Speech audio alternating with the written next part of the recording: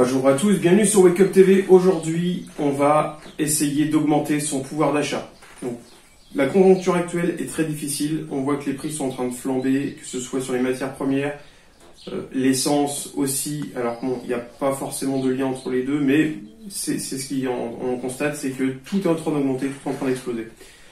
Donc cette vidéo a un seul but, c'est d'essayer d'augmenter votre liquidité à la fin du mois. Alors, pas pour vous refaire des restaurants ou quoi que ce soit, c'est toujours dans l'idée de transformer sa liquidité en or ou en argent pour pouvoir créer ce qu'on appelle un portefeuille de sécurité. En cas de vraiment de coup dur, l'or ou l'argent vous permettra d'assumer les dépenses imprévues, etc.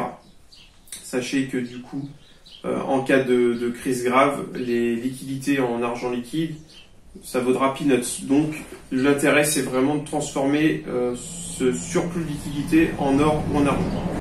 Augmenter du coup son pouvoir d'achat pour avoir plus de liquidité à la fin du mois.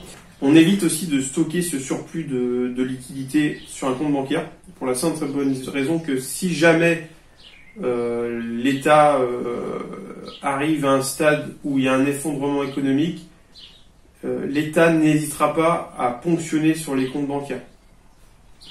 Et du coup, vous perdrez votre liquidité sur le compte bancaire. Donc on évite de stocker sa liquidité sur un compte bancaire. Donc, on préférera plus le transformer en or ou en argent pour pouvoir le stocker chez soi et l'avoir à disponibilité. C'est un conseil que je vous donne et je ne suis pas seul à vous le donner. Il faut savoir qu'en cas de crise grave, l'euro s'effondrera, que ce soit l'euro, le dollar, etc.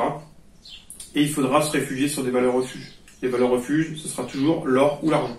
Donc pour augmenter son pouvoir d'achat, il y a deux solutions en réalité.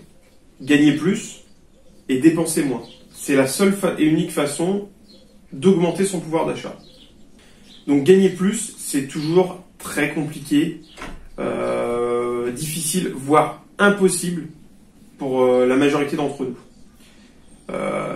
Pour une raison simple, c'est que si par exemple vous avez un boulot où vous allez à l'usine, votre salaire est fixe, vous gagnerez le SMIC et il est hors de question en fait de gagner plus en travaillant plus. Ce ne sera pas forcément possible, en moins de faisant des heures supplémentaires, etc. Mais ce sera pas très probant et pas très réalisable à long terme. Donc gagner plus, c'est toujours très compliqué par le biais de son travail. Donc on va essayer de privilégier d'autres pistes. Par exemple, vendre ce qui vous est plus utile. Ça, c'est une bonne piste. Il y a sûrement des choses chez vous qui vous servent à rien du tout, que vous avez stocké quelque part. Donc là, on n'hésite pas. On prend ces objets et on les met sur des sites comme Le Bon Coin, par exemple, ou le marketplace de Facebook par exemple, et vous revendez comme ça des objets qui vous sont plus utiles à votre vie quotidienne, que vous ne servez plus du tout. Ça va vous faire un petit peu de liquidité. Cette liquidité-là, et du coup, vous la transformerez en or et en argent quand vous en aurez acquéri assez. Pourquoi pas aussi faire des vides-greniers ou des brocantes quand vous avez emmagasiné beaucoup de choses, que ce soit dans votre arrière-cuisine, votre garage, etc. Essayez vraiment de balayer tout ce que vous ne servez pas et que vous ne servirez jamais. Ça vous fera de la place en plus et ça le transformera en liquidité. Donc c'est plutôt une bonne chose. Pourquoi pas faire des ventes de petits objets si vous êtes doué en couture, pourquoi pas un petit travail d'appoint. Si vous êtes doué pour créer des petits bracelets ou ce genre de choses, ça peut être aussi une bonne piste. Du coup, ça vous fera un revenu supplémentaire. Voilà, les petits boulots aussi qui peuvent être à droite à gauche, comme sur allowinsbar.com par exemple. Si vous êtes doué en bricolage, vous pouvez louer vos services pour un week-end, pour une journée, pour quelques heures, etc. Ça aussi, ça va vous permettre d'avoir un petit revenu et ce revenu-là de le transformer en or et en argent.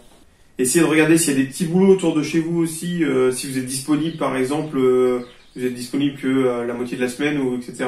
Il y a peut-être des gens autour de chez vous qui ont besoin d'un coup de main, que ce soit pour le maraîchage, l'agriculture, etc. Peut-être qu'il y a ponctuellement par chez vous des travaux en fait qui nécessitent d'avoir du monde, comme du coup au niveau des vendanges, etc. Ça vous fait un petit revenu supplémentaire qui aussi vous permettra du coup de transformer en or et en argent. La deuxième solution, la plus probable, c'est de dépenser moins. Alors,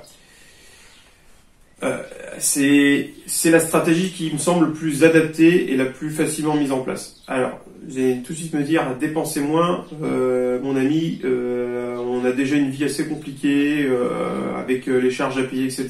Dépenser moins, c'est pas évident. Et en fait, vous allez voir qu'il y a 2-3 astuces à savoir, et vous allez avoir la capacité quand même de réduire vos dépenses, et de ces dépenses-là, du coup, les épargner en liquidité. Donc déjà, la première chose à faire, la toute première, avant de faire quoi que ce soit, c'est budgétiser.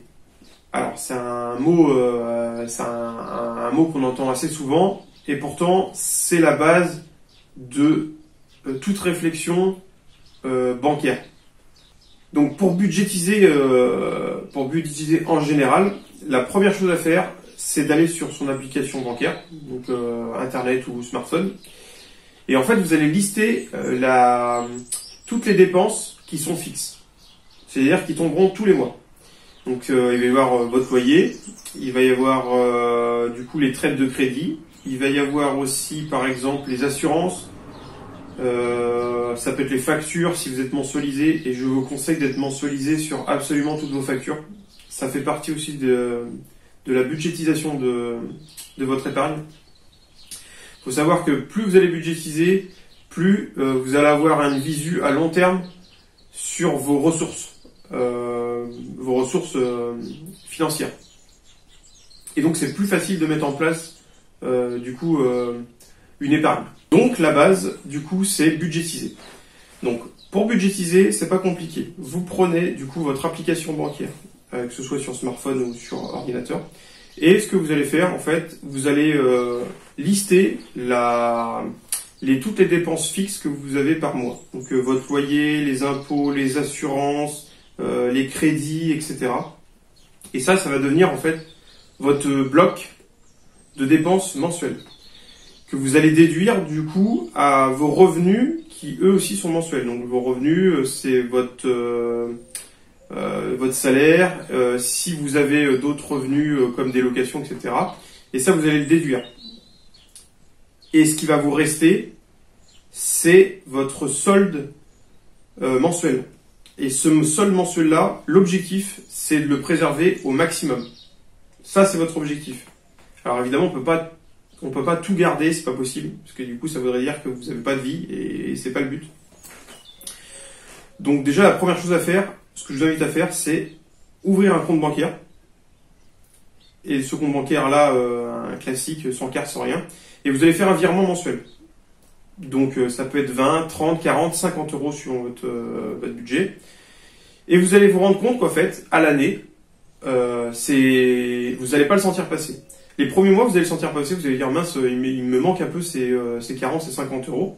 Le deuxième mois, un peu moins. Le troisième, et en fait, vous allez rendre compte qu'on s'habitue à vivre avec un peu moins sur son budget.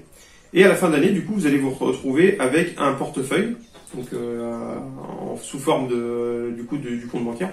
Et ce compte bancaire-là, à la fin de l'année, vous le videz et vous le transformez en or et en argent. Ça, c'est un truc qui est facilement, on peut mettre facilement en place et qui prend pas forcément beaucoup de temps et qui est accessible assez à tout le monde. Une autre chose qu'il faut pas hésiter à faire, c'est faire attention en faisant ses courses. Déjà, la première chose à savoir, ça a été vérifié, c'est vrai que c'est assez étonnant, c'est que si vous allez faire vos courses avec le ventre vide, vous allez avoir tendance à acheter un peu n'importe quoi et tout ce qui vous fait envie. Et en gros, en fait, vous allez exploser votre budget courses. Donc déjà, ce qu'il faut savoir, c'est que quand vous allez faire vos courses, il faut avoir mangé. Donc ça peut être soit après le petit déjeuner, soit dans l'après-midi après manger. Mais faut avoir le ventre vide. Il y a des études qui ont prouvé ça. Donc n'hésitez pas, quand vous allez faire vos courses, vous avez mangé. Il faut n'acheter que le minimum. C'est-à-dire pas de dépenses excessives en disant tiens, ça me fait plaisir, ah tiens, du chocolat, tiens, je machin. En fait, on va essayer de se restreindre et on va surtout en fait s'axer sur la qualité plutôt que la quantité. Alors, en disant ça, c'est vrai que je vais me contredire un peu, mais vous allez voir que dans l'idée, c'est ça. Vaut mieux en fait se faire une pièce de viande, excellente viande, une fois tous les 3 semaines, imaginons, que manger de la viande de basse qualité tous les jours. Parce que déjà pour votre santé, c'est pas bon, mais aussi pour votre budget, c'est pas bon. Parce qu'en fait, vous allez ponctuellement en fait prendre de la viande qui vaut cher, et du coup vous allez l'augmenter au niveau du salaire. Alors que si vous prenez une bonne viande moins souvent, vous allez du coup la payer un peu plus cher, certes, mais vous allez étaler sur la semaine, enfin sur les semaines. Du coup, on va se rendre compte que c'est moins cher. Donc, manger de la meilleure qualité, mais moins souvent. Et ça, c'est valable avec absolument tout. Il y en a qui privilégient le drive. C'est une bonne chose et une mauvaise chose. Alors, le drive, c'est vrai qu'on est moins tenté. Il y a moins de choses qui vous sautent aux yeux, etc. Le problème du drive, c'est qu'on n'a pas de visu sur la qualité des produits. Donc, souvent, on va pas se leurrer. Les légumes, etc., ils font moins attention au drive que si vous les preniez en magasin, etc., directement. Moi, ça m'est arrivé souvent, c'est qu'il me manque des produits et c'est pas forcément annoncé, ou alors il manque des trucs dans la commande et finalement, faut y retourner. Le drive, pour moi, c'est pas forcément une bonne chose. Quand vous faites vos courses, regardez aussi toujours le prix au kilo. Des fois, on est tenté de se dire que tiens, parce que c'est une grosse barquette, le prix au kilo, il est mieux. Et en fait, on se rend compte que pas forcément. En fait, justement, ça fait un appel d'offres en disant tiens, on va leur mettre une grosse barquette. Et en résultat, le prix au kilo est peut-être pas forcément le plus rentable. Donc ça, c'est quelque chose qu'il faut regarder aussi. Pas hésiter à comparer les produits et à prendre celui qui est le plus adapté à votre budget. N'hésitez pas à stocker. Si jamais vous avez tombé sur vraiment des promos où vous vous rendez compte que le prix au kilo est pas cher et que du coup ils en vendent des grosses quantités, alors là on n'hésite pas, on fait un stock. On fait une grosse razzia sur les promos, on n'hésite pas. Ça arrive souvent, par exemple sur la viande de porc, imaginons, vous la trouvez à 3 € le kilo, là on n'hésite pas, on charge le caddie et on congèle. C'est jamais perdu. À l'instant T, en fait, vous faites vraiment une sacrée affaire. Et cette sacrée affaire, plus vous en prenez en quantité, plus vous allez la diffuser sur les mois où vous allez les consommer. Donc c'est quelque chose que vous allez lisser. Donc ça, on n'hésite pas. Grosse promo, très rentable, donc on stocke. Avec le prix du carburant actuel, ce qu'il faut se mettre dans la tête aussi, c'est que moins souvent vous irez faire vos courses, et plus vous ferez des économies de gasoil. C'est QFD. Donc on n'hésite pas à y aller, imaginons 2 fois dans le mois, en faisant vraiment des grosses courses, tous les 15 jours, imaginons. Comme ça, vous y allez 2 fois par mois. Comme ça, on diminue les temps de trajet voiture, et du coup, on fait aussi des économies de gasoil. Il y a une phrase qu'on doit retenir quand on veut faire des économies sur son pouvoir d'achat, etc. Cette phrase, elle est simple, vous allez me mettre dans un coin de vos têtes, c'est « Vivre simplement, c'est vivre plus sereinement ». Voilà. Alors, le plus important, vous n'avez pas besoin d'avoir excessivement beaucoup de choses, en fait. Par contre, il faut pas lésiner sur la qualité des produits. En fait, faut pas hésiter à manger moins, mais de meilleure qualité. Donc, comme je vous ai dit tout à l'heure, la viande, on va privilégier une viande française du secteur, en manger moins, mais de meilleure qualité. Elle est espacée, vous n'êtes pas obligé de manger de la viande rouge tous les jours. Et du coup, vous allez faire des économies. Ce qu'on n'hésite pas à faire aussi, c'est ouvrir un compte bancaire en ligne. Donc ça, c'est assez facile à mettre en place. Et le mieux, c'est de trouver quelqu'un en fait qui a déjà un compte chez eux. Comme ça, il vous fait un parrainage. Comme ça, lui gagne de l'argent et vous gagnez de l'argent aussi. Alors, c'est des primes hein, souvent. Alors, ça peut être de 50 à 150, 200 €. Le seul compromis, c'est que à l'ouverture, souvent, faut mettre une somme dessus pour l'ouverture. Alors après, vous récupérez votre somme. Il n'y a pas de souci. Donc vous récupérez votre somme dessus et voilà. Après donc vous laissez 1 an, il n'y a pas de souci là-dessus. Moi c'est ce que j'ai fait pour la création du logo. Donc le logo fait de Wake Up, il a été financé par une banque en ligne. En fait j'ai ouvert un compte bancaire et en fait avec du coup la prime, j'ai acheté le logo. Voilà, c'est aussi simple que ça. Ce que vous pouvez faire aussi, c'est du coup à l'ouverture de ce compte-là, faire comme je vous ai dit au départ. Vous pouvez du coup fusionner les deux, c'est-à-dire votre budgétisation du petit virement tous les mois sur ce compte bancaire-là, vous pouvez très bien profiter de l'ouverture du compte en ligne. Comme ça, pendant un an, vous allez budgétiser cette petite épargne-là, et à la fin de l'année, en fait, une fois que vous avez fait vos 1 an du compte bancaire, vous pouvez très bien tout clôturer ou tout vider, et du coup transformer en or et en argent. Ça, c'est une possibilité aussi. Sachez aussi partager vos combines. Les gardez pas pour vous. Alors ça, c'est important de le dire parce que vous forcez en fait les autres à pas vous donner les leurs. Souvent, c'est ça en fait. C'est très français ça. Moi, je vous donne une information et souvent, vous me dites ah ok, lui il était gentil, il m'a donné une information. Moi, je vais lui en donner une. Et souvent en fait, souvent on n'ose pas trop parce qu'on a toujours peur de se dire mince, il va me piquer ma combine et tout.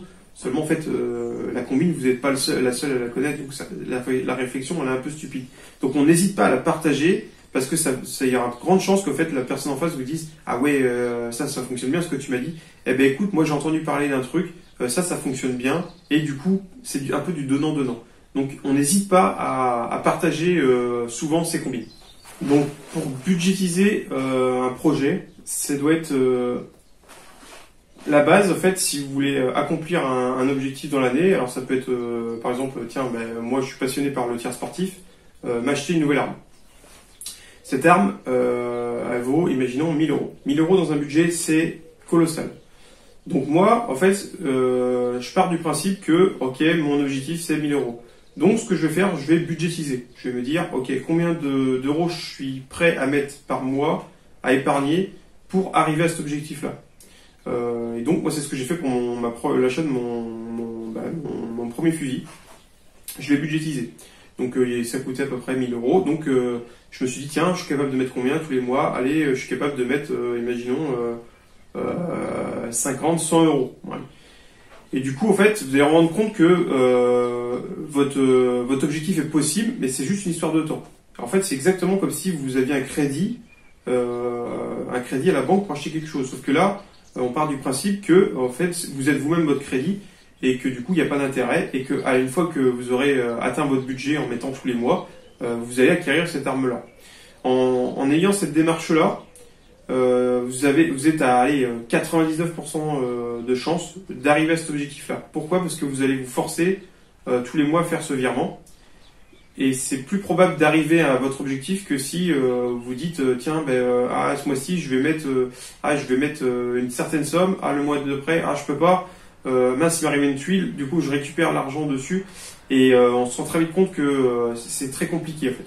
Donc en le budgétisant de façon large, vous avez quand même 99% de chance d'arriver à cet objectif-là et du coup d'arriver à acheter votre objectif.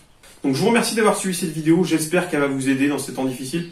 N'hésitez pas à commenter et du coup à la partager, pourquoi pas. Et surtout dans les commentaires, n'hésitez pas à mettre, imaginons, vous avez une super offre, une super idée, un super truc pour augmenter votre budget à la fin du mois. Donc là on n'hésite pas, paf dans les commentaires, on la partage du coup à ses camarades. Donc merci d'avoir suivi la vidéo et à la prochaine pour la prochaine vidéo.